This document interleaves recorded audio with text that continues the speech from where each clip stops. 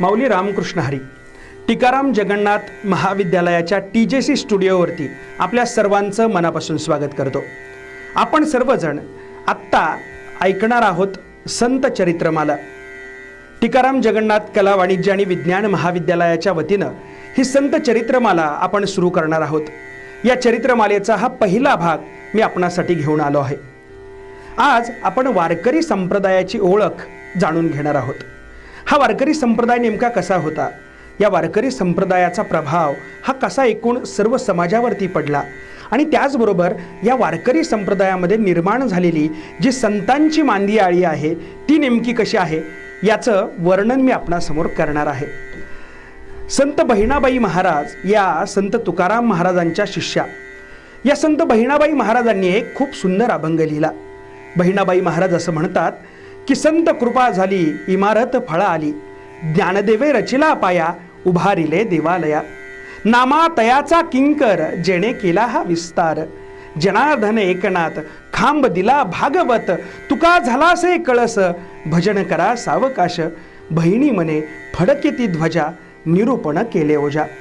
संत बहिणाबाई महाराजांचा हा जो अभंग आहे, हा अभंग वारकरी संप्रदायाचा पाया कुणी घातला, ते वारकरी संप्रदायाचा कळस कोण झालं याचं निरूपण करणारा हा अभंग आहे. म्हणजे बघा ना, संत ज्ञानेश्वर महाराजांनी वारकरी संप्रदायाचा पाया घातला आणि म्हणून ज्ञानदेवे रचेला पाया असं त्यांनी म्हटलं. मग या वारकरी संप्रदायाचा विस्तार कुणी केला, तर त्या म्हणतात नामा तयाचा किंकर जेणे केला हा विस्तार. संत नामदेव महाराजांनी या वारकरी संप्रदायाचा विस्तार केला. आणि मग या वारकरी संप्रदायाचा खांब कोण झालं, तर जनार्दनी एकनाथ खांब दिला भागवत, आणि तुका झालासे कळस भजन करा सावकाश. वारकरी संप्रदायाच्या कळस स्थानावरती संत तुकाराम महाराज आरूढ झाले. संत ज्ञानेश्वर महाराजांनी जरी वारकरी संप्रदायाचा पाया घातला असला तरी सुद्धा ज्ञानेश्वर महाराज जन्माला आल्यानंतर, त्यांनी ज्ञानेश्वरी लिहिल्यानंतर हा वारकरी संप्रदाय सुरू झाला का, तर असं अजिबात नाही. वारकरी संप्रदाय हा संत ज्ञानेश्वर महाराजांच्या पूर्वी सुद्धा होता. पंढरीची वारी ही माऊलींच्या आधी सुद्धा होती. मग पाया ज्ञानेश्वर महाराजांनी घातला म्हणजे काय, तर मी आपणासाठी सांगेन की कोणताही संप्रदाय उभा राहायचा असेल तर त्या संप्रदायाचं एक साधन असलं पाहिजे, त्या संप्रदायाचं एक दैवत असलं पाहिजे आणि त्या संप्रदायाचं ग्रंथाचं अधिष्ठान त्या संप्रदायाला असलं पाहिजे. म्हणजे तीन गोष्टी कोणताही संप्रदाय उभा करण्यासाठी आवश्यक असतात. एक, त्या वारकरी संप्रदायाचं साधन काय, दोन, वारकरी संप्रदायाचा दैवत कोण आहे, आणि तीन, वारकरी संप्रदायाचा ग्रंथ कोणता आहे. आपल्या सर्वांना माहिती आहे वारकरी संप्रदायाचं दैवत कोण आहे, तर स्वतः भगवान पांडुरंग पंढरपूरचा हा वारकरी संप्रदायाचं दैवत आहे. या वारकरी संप्रदायाची साधना काय, तर पंढरीची वारी. पण तिसरा जो महत्त्वाचा मुद्दा आहे तो म्हणजे ग्रंथाचा. वारकरी संप्रदायाला संत ज्ञानेश्वर महाराजांपूर्वी ग्रांथिक अधिष्ठान नव्हतं आणि हे ग्रांथिक अधिष्ठान देण्याचं पहिलं काम कोणी केलं, तर ते संत ज्ञानेश्वर महाराजांनी केलं. वारकरी संप्रदायाला पहिलं ग्रांथिक अधिष्ठान ज्ञानेश्वर महाराजांच्या रूपानं, ज्ञानेश्वरीच्या रूपानं आपणा सर्वांना मिळालं. आणि म्हणून वारकरी संप्रदायाचा पाया कोणी घातला, तर तो संत ज्ञानेश्वर महाराजांनी घातला. मग वारकरी संप्रदायाचा जो विस्तार करण्याचं काम आहे ते कुणी केलं, तर संत नामदेव महाराजांनी केलं. आपणा सर्वांना माहिती आहे अगदी पंजाबपर्यंत आणि संपूर्ण भारतभरामध्ये संत ज्ञानेश्वर महाराजांनी भ्रमण केलं आणि वारकरी संप्रदायाचा प्रचार आणि प्रसार केला. भागवताच्या रूपानं संत एकनाथ महाराजांनी वारकरी संप्रदायाचा खांब होण्याचं काम केलं आणि संत तुकाराम महाराज वारकरी संप्रदायाच्या कळसस्थानावरती आरूढ झाले. हा वारकरी संप्रदाय इतर संप्रदायामध्ये काय फरक आहे, तर मी तुम्हाला सांगेन. वारकरी संप्रदायाचं एक महत्त्वाचं विशेष असं आहे की वारकरी संप्रदायानं सगळ्यांना अधिकार मिळवून दिला. सकळा असे येते आहे अधिकार असं म्हटलं गेलं. सर्वांना इथं अधिकार मिळवून दिला. म्हणजे तुम्ही स्त्री असा, तुम्ही पुरुष असा, तुम्ही कोणत्याही जाती धर्माचे असा, या सगळ्यांना अधिकार मिळवून दिला तो संत ज्ञानेश्वर महाराजांनी, की तुम्ही इथं या सगळेजण आणि इथं आल्यानंतर नामस्मरण करा. आणि त्यासाठी त्यांनी वेदांना सुद्धा कंजूस म्हटलंय बरं का. हा सगळ्यांना अधिकार मिळवून देण्याचं काम वारकरी संप्रदायाच्या रूपानं या सर्व संत महात्म्यांनी केलं. आणखी एक महत्त्वाचं लक्षण या वारकरी संप्रदायाचं, आणि ते म्हणजे वारकरी संप्रदायामधली जी संतांची मांदी आळी आहे ती 18 पगड जातीतली आहे. संत ज्ञानेश्वर महाराज हे ब्राह्मण जातीतले आहेत, संत चोखोबा महाराज हे दलित समाजातले आहेत. आणि केवळ जातीचं बंधन आहे असं नाही, तर जातीचा खुलेपणा आहे आणि त्याचबरोबर धर्माला सुद्धा इथं कोणतीच बाधा नाही. म्हणजे काय, तर केवळ हिंदू आहेत म्हणून तुम्ही वारकरी संप्रदायात असावं असं काही नाही बरं का. तर संत कबीर महाराज, संत शेख महम्मद महाराज हे मुस्लिम धर्मीयातली माणसं सुद्धा वारकरी संप्रदायामध्ये आली. आणि म्हणून हा केवळ एका जातीचा, एका धर्माचा संप्रदाय नाही, तर अवघ्या जगाला गवसणी घालण्या इतपत हा संप्रदाय मोठा आहे. म्हणून वारकरी संप्रदायाची व्यापकता खूप मोठी आहे, खूप मोठी आहे. इरावती कर्वे असं म्हणतात की वारकरी संप्रदाय हा केवळ महाराष्ट्रापुरता मर्यादित नाही. मग ते असं म्हणतात की जिथं जिथं ज्ञानोबा तुकोबांचा गजर सुरू आहे तिथं तिथंपर्यंत या महाराष्ट्राची सीमारेषा आहे. म्हणजे उद्या जर कर्नाटकामध्ये, आजही आपणाला माहिती आहे, कर्नाटकातले अनेक हजारो वारकरी पंढरपूरच्या वारीत येतात. तिथं जर ज्ञानोबा तुकोबांचा जयघोष सुरू आहे तर समजून चला तिथंपर्यंत महाराष्ट्राची सीमारेषा आहे. उद्या जर अमेरिकेमध्ये कुणी जाऊन ज्ञानोबा तुकोबांचा जयघोष केला तर समजून चला वारकरी संप्रदाय हा अमेरिकेपर्यंत पोहोचलेला आहे. महाराष्ट्राची सीमारेषा तिथंपर्यंत आहे. आणि म्हणून महाराष्ट्र हा केवळ दिल्लीच्याच रक्षणाला जातो असं नाही, तर अवघ्या जगाला व्यापून उरणारा हा वारकरी संप्रदाय आहे. आणि म्हणून त्याची सीमारेषा ही महाराष्ट्रापुरती, एका जाती धर्मापुरती अजिबात मर्यादित नाही, तो व्यापक आहे.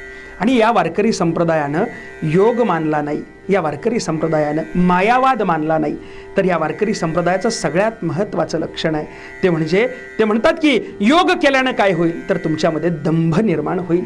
तुम्ही यज्ञ करत बसला तर त्याच्यामुळं काय होईल, म्हणजे तुकोबाराय महाराजांचा तर अभंग आहे. ते म्हणतात की तीळ जाळीले तांदूळ, काम क्रोध तैसेची खळ, कारे शिनलासी वाऊगा न भजता पांडुरंगा. ते म्हणतात की तीळ जाळलं काय, तांदूळ जाळलं काय, याच्यामुळं तुमच्या हृदयातला अहंकार निघून जाणार आहे का, बोला, नाही जाणार.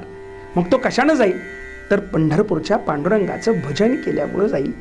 आणि म्हणून हा पांडुरंग जो आहे याला नवस करून चालत नाही, याला मागणं मागून चालत नाही. या पंढरपूरच्या पांडुरंगाकडे काय मागायचं, तुमचं घरदार संपत्ती नाही मागायची, मग काय मागायचं, तर या पांडुरंगाकडे मागायचं ते फक्त प्रेम. प्रेम सुख देई, प्रेम सुख देई, प्रेमा विण नाही समाधान. पांडुरंगा तो आम्हाला द्यायचा असेल तर फक्त आणि फक्त प्रेम दे. म्हणून संतांनी मागणी केली ती सुद्धा प्रेमाची केली, त्याच्याशिवाय दुसरं काहीच मागितलं नाही. म्हणजे खानदेशातल्या खूप महत्त्वाच्या आणि खूप मोठ्या अशा कवयित्री आहेत बहिणाबाई चौधरी. ते असं म्हणतात की हा जो पांडुरंग आहे हा गोर गरिबांचा पांडुरंग आहे. का बरं, त्या म्हणतात की श्रीमंताचा बालाजी सोन्या रुपयानं मडला, गरिबाचा इठोबा पाना फुलामध्ये राजी झाला. आमचा पांडुरंग हा पाना फुलामध्ये राजी होणारा पांडुरंग आहे, तो गरिबांचा देवता आहे, तो सगळ्यांसाठी आहे. आणि म्हणून तुमच्या माझ्यातलं हृदयातला अहंकार निघून जावा, तुमच्या माझ्यातला द्वेष मत्सर निघून जावा, यासाठी हा वारकरी संप्रदाय जो एकमेकांना जवळ येण्याची शिकवण देतो, जो एकमेकांना प्रेमानं वागण्याची शिकवण देतो, जो एकमेकांवरती प्रेम करायला शिकवतो, द्वेष मत्सर सारं काही निघून जावं आणि अवघा रंग एक व्हावा, ही जी भूमिका आहे ती संत सोयराबाई महाराजांची भूमिका सत्यात उतरवण्यासाठी वारकरी संप्रदाय अतिशय महत्त्वाचा संप्रदाय आहे.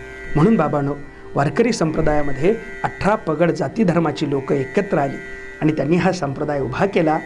मी तुम्हाला सांगतो, हा केवळ अध्यात्मापुरता मर्यादित राहिला नाही संप्रदाय, तर त्यानं 18-19व्या शतकातल्या ज्या सामाजिक चळवळी झाल्या त्यांचा पाया घालण्याचं काम हा ज्ञानोबा तुकोबांच्या रूपानं आहे.